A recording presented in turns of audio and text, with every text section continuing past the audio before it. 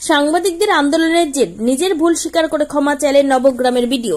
জানা যায়, কয়েকদিন পূর্বে নবগ্রাম বিডিও অফিসের খবর সংগ্রহ করতে গিয়ে নবগ্রাম বিডিওর দ্বারা হেনস্থার শিকার হন দুইজন সাংবাদিক।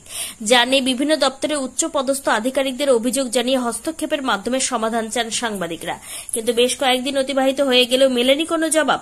অবশেষে সাংবাদিকদের হেনস্থার প্রতিবাদে বাধ্য হয়ে নবগ্রাম বিডিও অফিস প্রাঙ্গণে অবস্থান বিক্ষোভে বসেন সাংবাদিকরা। মঙ্গলবার দীর্ঘক্ষণ ধরে অবস্থান বিক্ষোভ দেখাতে থাকেন নবগ্রাম প্রেস ক্লাবের সাংবাদিক সহ জেলার বিভিন্ন প্রান্তের সাংবাদিকগণ।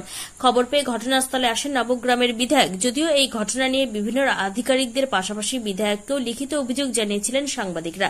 তিনি ঘটনাস্থলে এসে কথা বলেন সাংবাদিকদের সঙ্গে। সাংবাদিকরা বিডিওকে নিঃস্বার্থভাবে ক্ষমা চাওয়ার দাবি জানান বিধায়ককে ঘিরে। সাংবাদিক ও বিডিও উভয়কে নিয়ে আলোচনায় বসেন নবগ্রামের বিধায়ক। অবশেষে নবগ্রামের বিডিও নিজের ভুল স্বীকার করে সাংবাদিকদের কাছে ক্ষমা চান, ফলে অবস্থান বিক্ষোভ তুলে নেন সাংবাদিকরা। বিভিন্ন সমস্যার সম্মুখীন হচ্ছে সরকার। আজকে সুস্থভাবে আমাদের নবগ্রামের বন্যা মোকাবিলা, আমাদের কৃষকের আগামী দিন তার ক্ষতিপূরণ, আমাদের বাড়িঘর নির্মাণ, সব দিক থেকে হচ্ছে যে আমাদের ব্লক প্রশাসনের একটা গুরুত্বপূর্ণ ভূমিকা থাকা দরকার। আমরা আশা করব সেই গুরুত্বপূর্ণ ভূমিকা নিশ্চয়ই ব্লক প্রশাসন তারা করবে, সেই ভূমিকা পালন করবে। এবং এই বিষয় নিয়ে সাংবাদিক বন্ধুদের যে দাবিগুলো আপনারা বললেন, আমি এসেছি যে আমি চাই না যে এরকম একটা বিশৃঙ্খল অবস্থা তৈরি হোক। আমি বিডিও সাহেবের সাথে কথা বলছি, আমার কর্মদক্ষগণ দু একজন আছেন এখানে, তাদেরকে নিয়ে যাচ্ছি। এবং যদি প্রতিনিধিত্বমূলক আলোচনা হয় তাহলে বাইরে আলোচনা হয় না, ঘরের ভিতরেই আলোচনা করতে হয়। 2-3 জন 4 জন আপনারা 5 জন যেতে পারেন।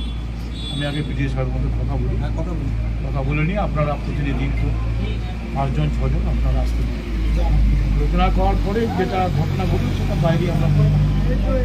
বাইরেই বলবো। কিন্তু আপনাদের আন্দোলন, আপনারা সাংবাদিক বন্ধুবান, আপনারা তো মানুষের কাছে সত্য ঘটনা তুলে ধরেন, মানুষের সমস্যার কথা নিয়ে আপনারা প্রতিদিন লড়াই করছেন, আপনারা কাগজের মধ্যে দিয়ে আপনারা প্রতিবাদ করছেন বিভিন্ন ঘটনা, নিরপেক্ষতা, বিভিন্ন ঘটনার সত্যতা, এইসব নিয়ে আপনাদের সংবাদ মানুষের কাছে তার বিপদ সেই সংবাদ তুলে ধরছেন।